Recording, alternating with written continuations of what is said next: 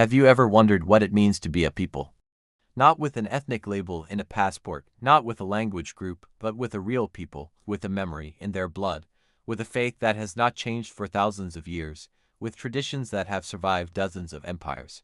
Imagine a community that considers itself direct descendants of the biblical tribes of Israel, the people who still sacrifice on the mountain, where they believe God once spoke to Moses. There are only a few hundred of them.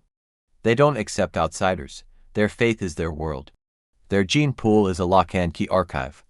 But what if the key to this archive is finally found? Today we will conduct one of the most close DNA investigations.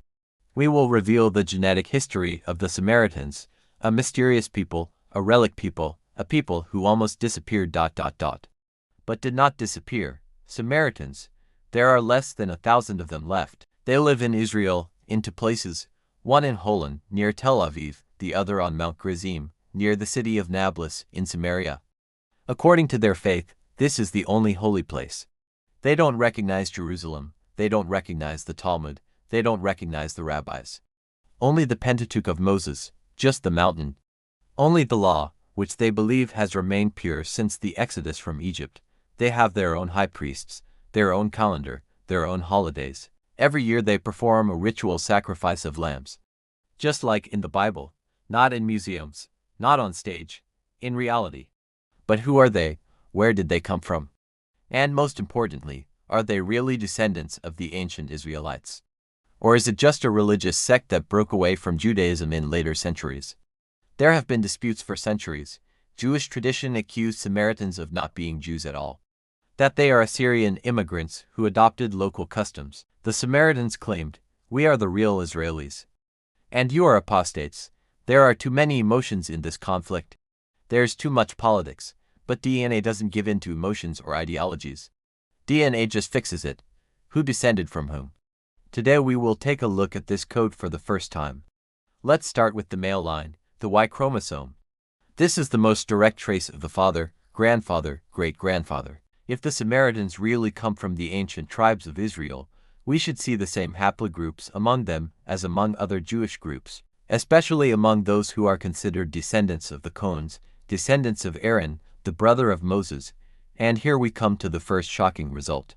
Samaritans have an extremely high frequency of one particular lineage, haplogroup EM123, and especially its subclades, which are also found in Cohens and other Jewish groups.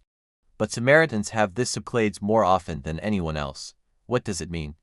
This means that the Samaritans really preserved the male line, which goes back to ancient times. And they didn't just save it, they've mothballed it. It's like being sealed in a bottle 4,000 years ago and never opened, because unlike other nations, the Samaritans had almost no impurities. There were almost no new fathers. There were almost no migrations, but that's not all. When scientists compared the Samaritans' Y chromosomes with each other, they turned out to be incredibly homogeneous. Almost all modern Samaritans are descendants of literally 3 or 4 male ancestors who most likely lived about 1,000 to 1,500 years ago. This is the effect of the so-called genetic bottleneck. It's as if there are suddenly only 3 streams left in a huge river, and all the current descendants flow from them. The male line is like a surname. And what about the female one? After all, it is from mothers that children most often inherit language, way of life, culture, and everyday life. And here's the second sensation. The Samaritans' mitochondrial DNA shows a completely different picture. Unlike the male line, the female lines are much more diverse. This means that at different times, women from outside could join the Samaritan community, perhaps Jewish, perhaps local. The male line is closed.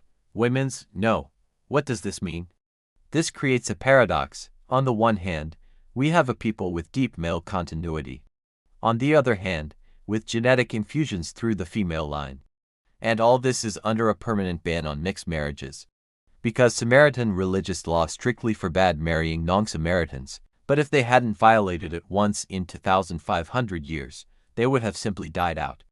There wouldn't be enough women, and this is recognized by the Samaritans themselves. In the 20th century, they officially allowed taking Jewish or even Muslim wives, provided they were ritually initiated. It was not just a step towards salvation, it was a step towards survival.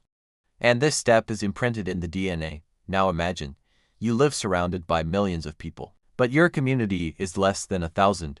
You have a special calendar, a special faith, a special mountain, special food, special names. You know that you can only marry your own, otherwise, exile. You live like a nation, but by all standards, you are a family. Samaritan DNA is not just an ancient genetic code. This is the code of a closed system. And closed systems have one thing in common: they are vulnerable. An accidental disease can affect the entire population. Samaritans have an increased risk of genetic diseases, especially those related to blood. And it's not a curse, this is biology, and that's where science comes into play again. In recent decades, Samaritans have begun to collaborate with geneticists. They study their genes, they screen future parents. They are trying to save the people by preserving their health. This is an example of how ancient tradition and modern science do not conflict, but work together. But what about the main question? Are the Samaritans descendants of the tribes of Israel? DNA answers, yes. Their male line is really ancient Israeli. Their Y chromosome is close to those of the Cohens. But there is one point: this does not mean that they are the only ones. And it does not mean that they are cleaner. This means that they are one of the lines that has remained almost untouched. And here's the paradox: what they have been despised for centuries, supposedly they are outsiders, non-Jews, sectarians, has actually become their strength. Because they haven't dissolved, they have preserved what many have lost. This is not a story of isolation. This is a memory story. They say that history is something that is written in words. But genetics shows that history is something that is transmitted by the body. The Samaritans save both. They are a living manuscript from the Bronze Age. Their blood remembers. Their faith is not just a religion. This is a conservation mechanism. Tough, strict, sometimes even cruel, but effective. And now, in the 21st century, they are on the brink. On the one hand, there is progress, technology, mixed marriages, new generations who want to live like everyone else. On the other hand, there is an ancient vow to save the people. Stay a Samaritan, circumcision, Easter on the mountain, bans, privacy. No one knows where this line is, but they're still standing.